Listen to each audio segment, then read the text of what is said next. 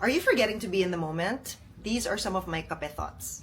Hi, I'm Aaron, a performer and content creator, and these past few months have been so busy. It feels like I've been doing so many things, and I've been chronically online. When I started content creation, I didn't think it would become second nature for me to start filming everything, and I try to remember that every time I do that, I'm forgetting to be in the moment. I'm forgetting to experience the thing that I want to experience. Tsaka minsan, aminin natin, when we're with our friends and family, we're also all on our devices. And sometimes I actually feel like I'm running on autopilot. Kailangan ko na sigurong magising, both physically and mentally. I want to be in the moment. And speaking of gising, nothing gets me more awake and alert than a good cup of Nescafe coffee.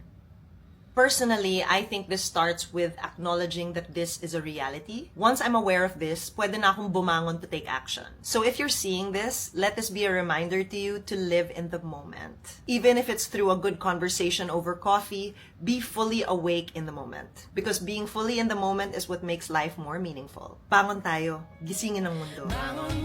What hobbies or activities do you want to try with your loved ones? Comment down below.